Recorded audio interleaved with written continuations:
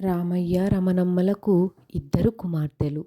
దివ్య, లావణ్య ఇద్దరు అక్కా చెల్లెళ్ళు. వీరి చదువుతుండగానే తన తల్లి రమణమ్మకు అనారోగ్యంగా ఉండడంతో వారికి పెళ్లి చేయాలని అనుకున్నారు. రోజురోజుకి రమణమ్మ ఆరోగ్యం క్షీణించడంతో ఇద్దరి కుమార్తెలకు మంచి సంబంధం చూసి వివాహం జరిపించారు ఘనంగా. 1 సంవత్సరంలో ఇద్దరి వివాహాలు జరిపించారు. రామయ్య, రమణమ్మ ఇద్దరూ వారి పిల్లల బాధ్యత తీర్చుకున్న తర్వాత సంతోషంగా గడుపుతున్నారు. రోజురోజుకి రమణమ్మ ఆరోగ్యం క్షీణిస్తూ వస్తుంది.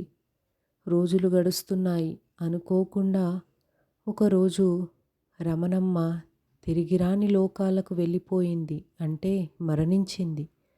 రమణమ్మ మరణంతో తన భర్త రామయ్య, ఇద్దరు పిల్లలు చాలా మనస్తాపానికి గురి అయ్యారు. చాలా బాధపడ్డారు. రమణమ్మ మరణించడంతో ఒంటరైపోయిన రామయ్య మాత్రం చాలా మనస్తాపంతో రోజూ బాధపడుతూ ఉండేవాడు. రమణమ్మను గుర్తు చేసుకుని ఇరుగు పొరుగు వారితో చెప్పి చాలా బాధపడేవాడు. ఎందుకంటే రమణమ్మ ఉన్నప్పుడు రామయ్య ని చాలా అపురూపంగా చూసుకునేది. అంత అనారోగ్యంతో ఉన్నా కూడా సమయానికి భోజనం పెట్టి ఇంకా అన్ని పనులు తనే చూసుకునేది.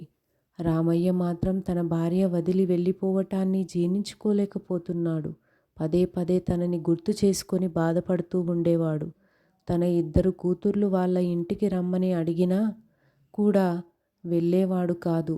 అక్కడే ఉంటాను అని పిల్లలతో చెప్పి, నా కూతుర్ల అత్తారింట్లో ఎలా ఉండాలి నేను వెళ్ళి అని బాధపడుతూ ఉండేవాడు.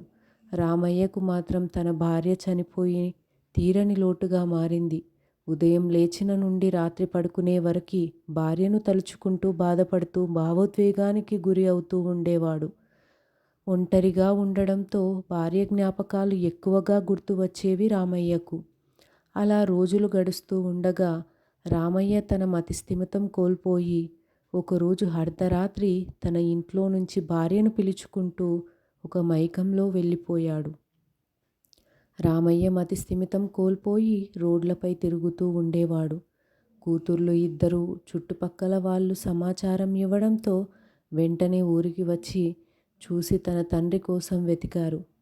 రామయ్య మాత్రం తినడం, పడుకోవడం ఏ ధ్యాస లేకుండా తిరుగుతూ ఉన్నాడు.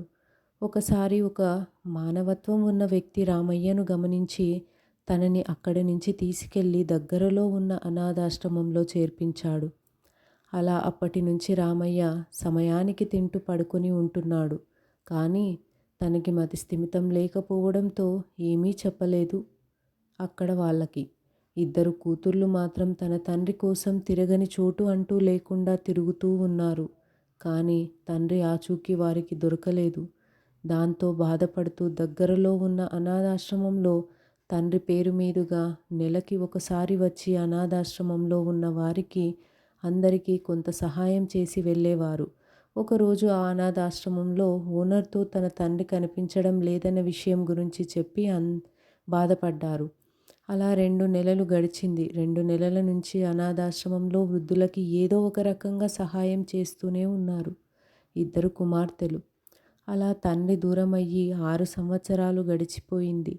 ఒకరోజు పెద్దమ్మాయి దివ్య పుట్టినరోజు కావడంతో అనాథాశ్రమంలో అన్నం ప్రసాదంగా ఇవ్వాలని అనుకున్నారు.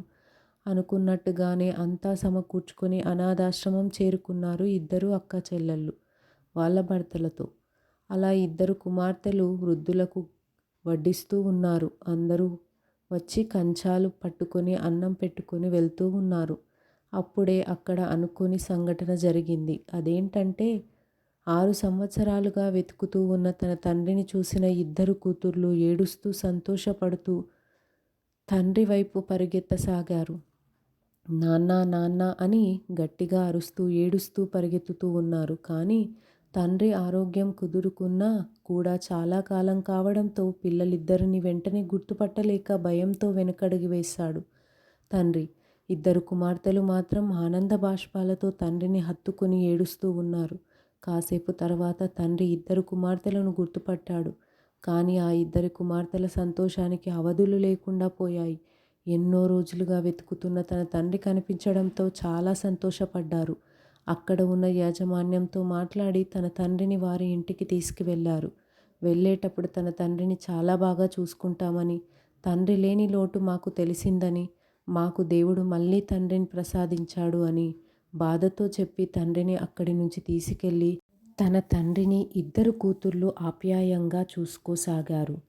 Thank you friends. మీకు కనుక ఈ వీడియో నచ్చితే వెంటనే నా ఛానల్ని సబ్స్క్రైబ్ చేసుకోండి. అలాగే కమెంట్ చేయండి.